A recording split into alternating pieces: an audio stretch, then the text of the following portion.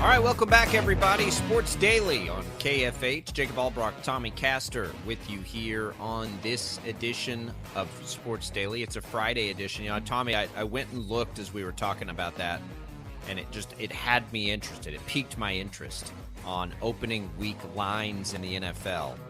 The Jets 1.5-point dogs at home there over at BetMGM. So then I started looking around like, oh boy, what advantages right now can we take on the NFL Week 1 and some bets? Like, how can we bet this? It would be an interesting exercise. I wonder how much these will move. The Chiefs, 7-point favorites at home against the Dolphins in Week 1. That feels a little low to me. That feels a little low to me. I think I'd probably hammer the Chiefs on that as of right now. I think so too. I mean, I think that clearly the Lions are better than they have been, for a long time, but the Chiefs are more than 7 points better than Detroit is. And it's opening night. It's in at the home. NFL. Not NFL many teams kickoff. are ever more than 7 points better. Remember how many I think times the Chiefs Chiefs are better didn't than cover the Lions last by year? that. I know. The Chiefs were a brutal covering team last year. I know. But I think I would still take them to cover, though. I would take them to cover as of now. I got to think about that. The Bengals, 2.5-point favorites on the road at Cleveland. That might be my favorite of all the bets that are out there right now and available to us. I love that. I'm not in on Cleveland at all. Like, I don't buy it. I don't believe in it. I don't think Deshaun Watson's going to be very good there.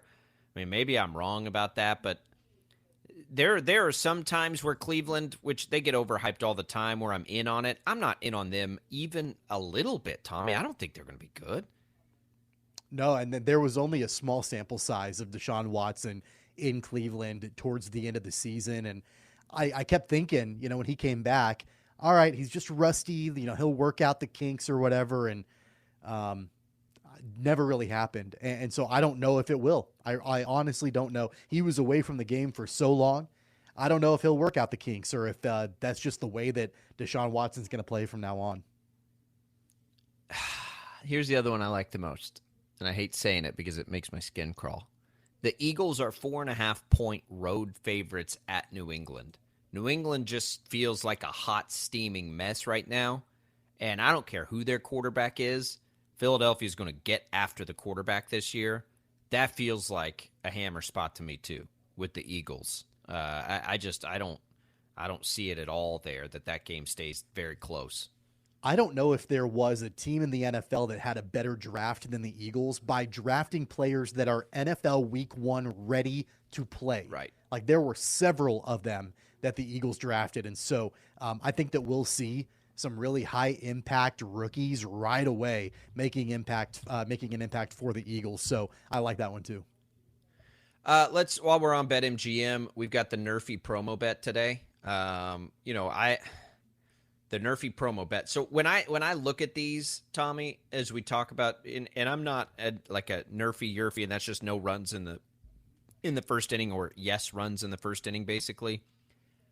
All I do, and there's probably better research than this, I just go to pitching matchups, right? And like, what's the best pitching matchup of the day? Like, where are the two best starters starting collectively today? And I sort of go at it that way. I don't know if that's the right way to do it.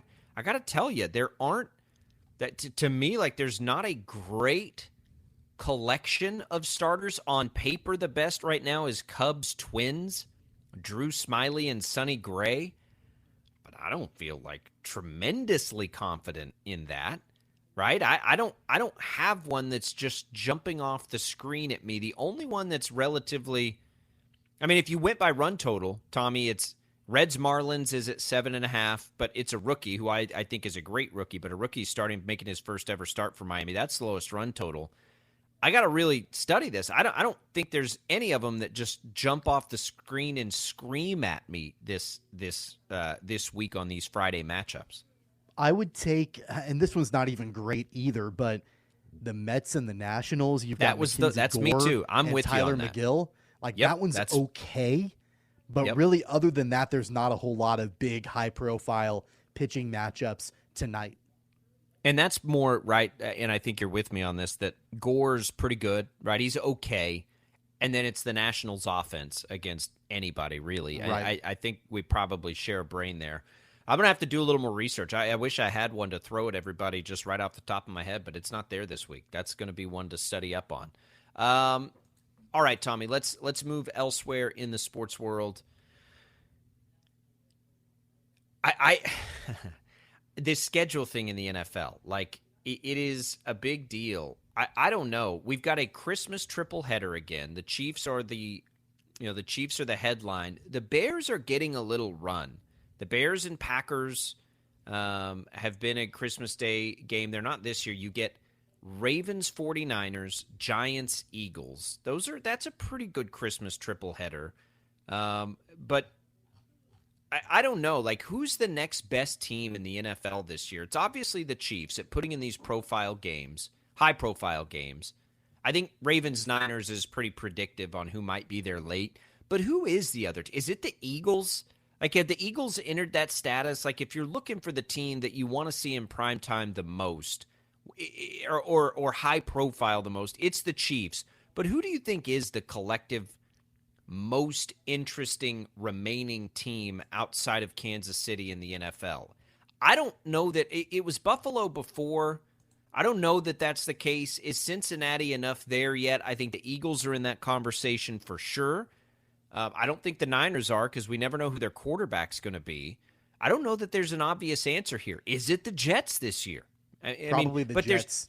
But there's risk in the Jets, right? It could not work like that. I think that's absolutely possible that it doesn't work. Either way, you're going to be tuning in. Whether it works or not, you're going to be watching it.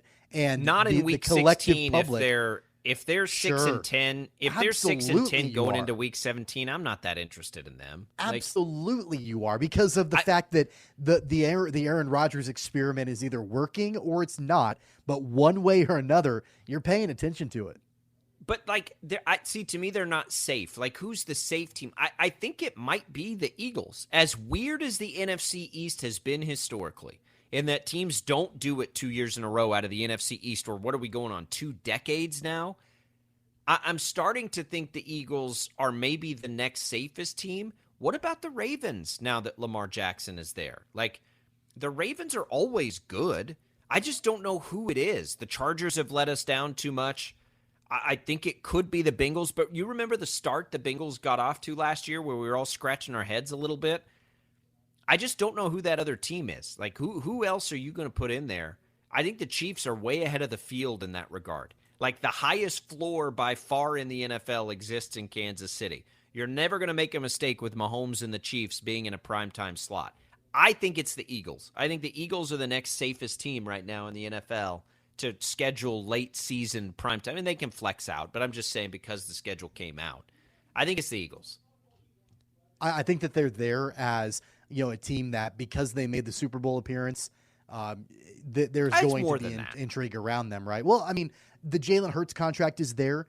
Nick Sirianni is a good coach and a fun character. And then they've got all of the supporting pieces, around in different positions on both sides of the ball. So, yeah, I mean, I think that it's safe to say that, the Eagles have entered that top echelon, to be able to stay locked in on throughout the course of the season. But I'm still going to give the nod to the Jets outside of Kansas City. All right. I want it to be the Jets. I really do. 869-1240, the IHOP hotline. All right, what's the latest on KU recruiting, Tommy? Is anything out there right now? Yeah, so the only thing that I know of today, obviously Mackenzie Mbako is the big target for the Jayhawks.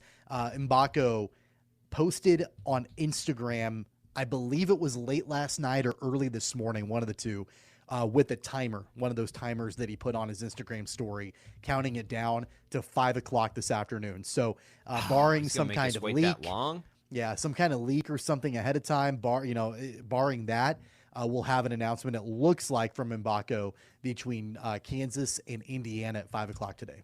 And was it you that sent me something from Hunter Dickinson? Like, do we need to be paying attention to something Hunter Dickinson tweeted, like a radar with a flight thing? Is that something that means something? Am I missing that?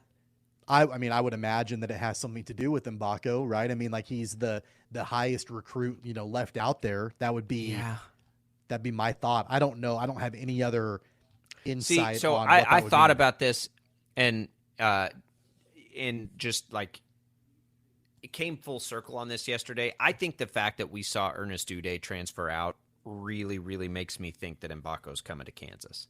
I don't know why else Uday would have done that with that timing unless he had some feel and indication that Mbako was going to come in. But the only thing is, I like, don't know if that's a they correlation, weren't though, to be honest competing with with you. each other. But why would Uday like the timing on it is very curious to me. I think the timing on it, in my mind, comes from the fact that you're waiting for Dickinson to commit, and then after that, maybe there was an indication given to him just recently that Dickinson's commitment was more than just 1 year. That would be my correlation as to why Uday transferred out when he did.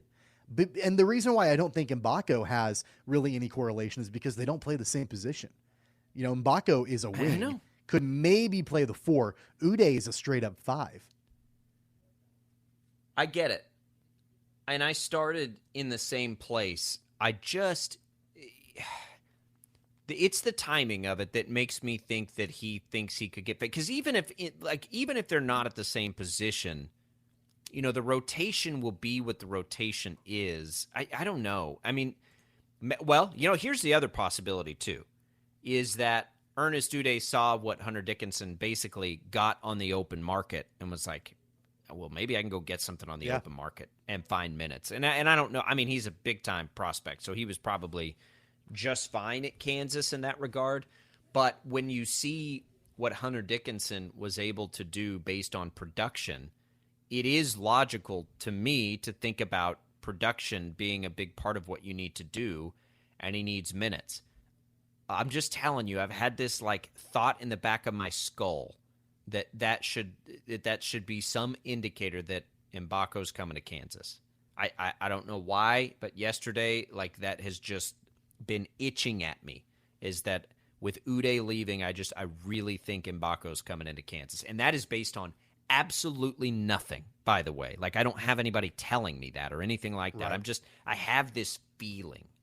Well, basically every single recruiting insider that follows that, they've all suggested that Mbako is bound for Kansas. Now, who knows? I mean, there could be a late push from Indiana. There could be a late NIL push or something like that. Yeah. I don't know. I have no idea. But all indications as of right now, as it stands, is that he will commit to the Jayhawks. But we'll have to wait till 5 o'clock to find out. Here's the other one that I have for you as it pertains before we take a break to Mbako. If he does come, does that tell us anything about Kevin McCullough? Right, because remember, Kevin McCullough's not coming back. Well, self hinted at it, and what Dickinson was just able to do. I don't think McCullough's like a draft pick. So, if that's what Dickinson's worth, I don't think that's what McCullough would be worth, but he'd be worth a lot, I would think. But do they recruit Mbako if McCullough, and they have room for both of them, but does Mbako come if he thinks McCullough's coming? And how much hand in hand is there involved with all of this? I don't know. It's so hard now in this when you're a team like Kansas, who's at the top of it, to sort of see what one thing means for the other. Kansas is going to be good next year either way. But I say all of that to ask you this. If you have, for next year only, your perfect case scenario, if you could have Mbako or McCullough who at that 3 spot, if that's what we assume where he'd be, who would you rather have? For next year only? For next year. To win a national championship. Probably McCullough, only because he's a veteran, and he's been there before.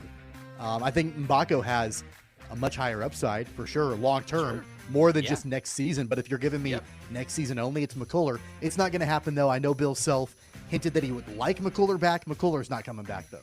But how do you balance that? Let's say Bill Self has to make that decision. And I'm not saying he does. I don't think he does either. But how do you balance that? Do you take the top 10 5-star player who's going to make the program good for a long time? Or do you bring in McCullough who could really help you win a natty? I love I know that bothers some people. To me, it's fascinating. I can't, to add that wrinkle to what they already have to do, and like now that it's like roster management, is just wild to me to think about. 869-1240 is the number to call. We'll come back. More Sports Daily as we make our way through a Friday. We'll get you prepped for a busy weekend on the Diamond next.